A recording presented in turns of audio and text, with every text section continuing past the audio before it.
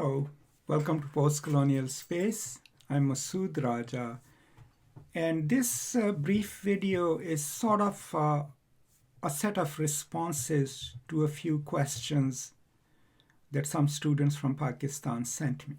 So a few weeks ago, my friend from Pakistan, Dr. Sadia Nazir, who teaches at University of Agriculture, Burewala campus in Pakistan, had requested me to give a talk to her students.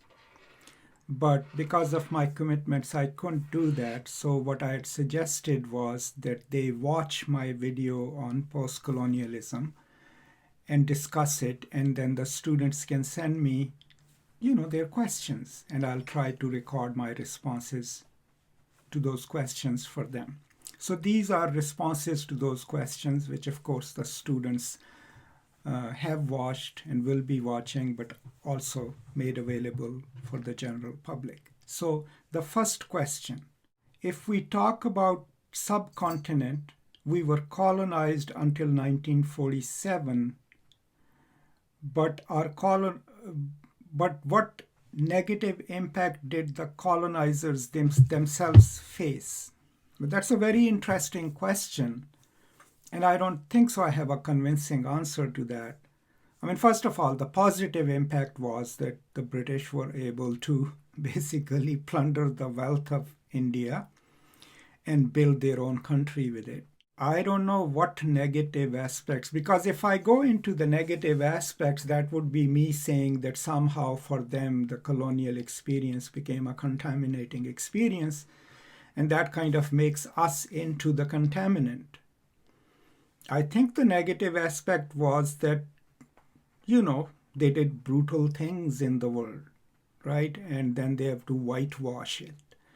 But was there any direct material negative impact? Probably not. It's not like they were spending their own money on India, right? So I obviously do not have a really convincing answer for that. There are positive effects because Indian culture enriched their culture, enriched their language, and literally enriched them in material terms. But I don't know what material negative impact it had on them, other than maybe in symbolic terms, maybe creating a psyche that thinks of the world in the terms of this is mine and this is I own it. And maybe that has an impact on the dominant groups in Britain and their psyche. I don't see any material negative impact on their system because it was a rapacious system and it was able to extract a lot of resources.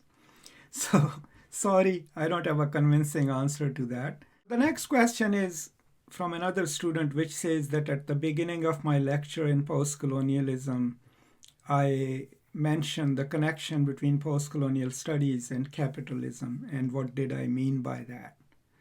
So what I'm trying to explain in that lecture, and I'll explain it here too, is that there are different forms of colonialisms, right? The early colonialism of 16th and 17th century is what was done during what it was called the mercantile capital. These were people who were not building a capitalistic system. They were going to Americas and elsewhere to extract gold, right?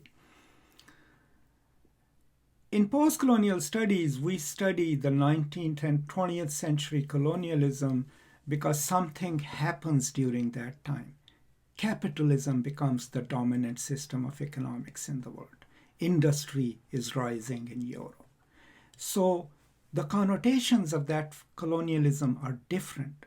Now, the colonizers are not going to the colonies simply to plunder it for gold and come back. No, they're going there to stay, sometimes building settler colonies, but most of the times they're going to the colonies to extract natural resources because their industry needs it, right? So that shifts the nature of post-capitalism colonialism because it must develop a bureaucratic system. It must develop a system of accounting. and it must also develop some kind of local hegemony so that they can extract resources and taxes, right? So that's what makes the 19th and 20th century colonialism different from early forms of pre-capitalist colonialism. And colonization then becomes part of the rise of capitalism. It still is. I mean, think about Pakistan right now is negotiating with IMF, right? IMF basically is dictating what Pakistan's economic policy ought to be. That's an imperial institution, right? They have the power to make and break economies. So that's modern capitalistic colonialism. Another question was what's the difference between colonialism and imperialism? I do have videos on it, so of course you can watch those in detail. But technically, just think of it this way. Imperialism is an ideology. It's a way of thinking the world, right? Anytime a nation looks around and says, I can go and control those people and I have a right to do so, I'll bring them civilization, I'll bring them the light. That is the imperial mode of thinking. So imperialism is the ideology that drives colonialism, right? Colonialism is actual physical occupation of a territory, right? You have to be there, you have to control it. That an act of colonization. That is an act of colonization. But sometimes we use both kind of interchangeably. But the distinction is one is an ideology, it's a mode of thinking the world, which in a lot of cases underwrites the actual act of colonizing a space, right? But I do recommend that you watch the videos that I have available on both these concepts on the channel. Next question. Is post-colonial relevant today? That's a really interesting question. I also have a video on that already. Well, think about it. What does post-colonial studies do? It's not just studying of colonial history and how people coped with it. There is post-colonial feminism. There is post-colonial eco-criticism. At the end of the day, post-colonialism as a field of study isn't monolithic, but it focuses on studying the world and studying the literature from non-Eurocentric, non-Americocentric perspectives, from non-dominant perspectives. So if you are within your nation in Pakistan, post-colonial studies would be to challenge the normative assertions of how the nation is thought, to find the voices of minorities, to have them as equal. And going to post-colonial feminism, there was a question in that. So to also articulating, how women's lives ought to be, what are their rights, right? And all of this is encompassed under post-colonialism. So it is deeply relevant and actually more so in the contemporary world. One thing that I have always not done myself, and I also encourage people not to do, is not using post-colonialism as this us and them kind of framing.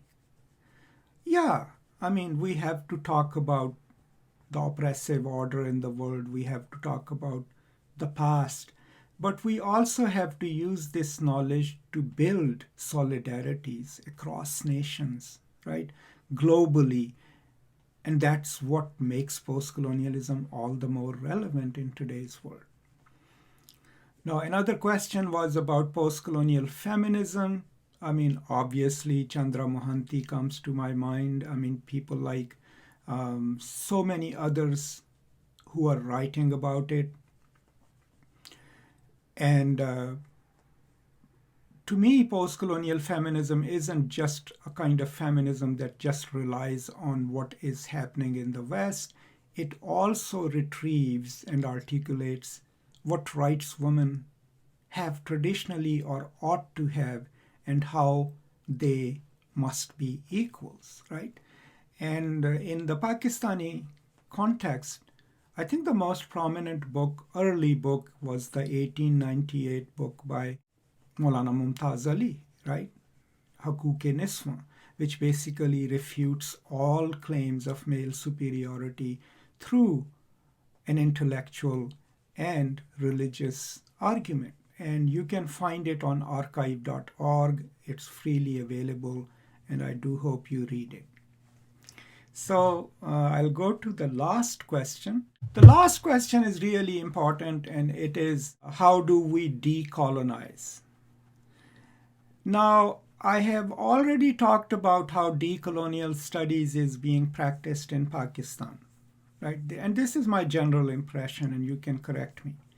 The way decolonial studies is being practiced in Pakistan is that a lot of people feel that they need to jettison all Western knowledges and replace them with whatever native knowledges that they have. To me, that is not going to help. So intellectual decolonization is not necessarily jettisoning everything that came from outside, but rather taking in what you can use and putting it under critique, right? Not just accepting it ipso facto or as it is, but making it your own. So decolonization in the English departments would be not just privileging Shakespeare, not asking your students, oh, you can't write about Pakistani novels because they are not English literature, especially if they are not in English. Those would be small acts of decolonization where you tell your students, yes, absolutely, you can write about your own culture. You can write about a Sindhi novel. You can write about an Urdu novel. That would be decolonization of the English departments. But the tools, critical tools, it doesn't matter where they have developed. Decolonization isn't that we're not going to take your knowledge. No, it is we're going to take your knowledge, make it our own, and use it, right? So that's the intellectual decolonization, where you're aware of your own culture and you put everything that you adopt from outside or which was left to us by the colonizers to a test and then use it critically. Now, material decolonization, I mean, we live in a world where, a small part of the world controls the resources of most of the world. I mean, how would we accomplish that, nationally speaking? I mean, if you think about Pakistan, by developing our social capital, by developing our human capital, but also not trying to do it alone, build solidarities with other nations, other countries who are dealing with same kind of issues, become a bloc, right? Don't just align yourself with one country like we are with China, and then we become, enslaved to their mandates. They are the ones who tell us you can go and meet Algerians or not because they are pulling our strings. Decolonization, actually political decolonization, will be make friends in the world, but go and meet other nations which are in the same predicament, right? And join them in solidarity in your own national interest. So decolonization is always an act of freedom, but it isn't done alone on a national level. It is done in solidarity. On an individual level too, if you want to decolonize yourself, you can't just stand alone and say, I'm decolonizing myself. You have to join a constituency. You have to find groups around you who are working towards gender decolonization, ethnic decolonization, linguistic decolonization, and become a constituency, right? And that would be a healthier process, but a process in which you don't build walls, right? You build solidarities across differences, across nations, across cultural divides. So these are some of my thoughts and some really flawed answers to the questions posed to me. Thank you so much for watching and listening to this, but also for watching my video on post-colonialism and for sending me your questions. I would someday love to talk to you live, but until then, stay safe Take care of each other. And as always, from me to you, peace and love.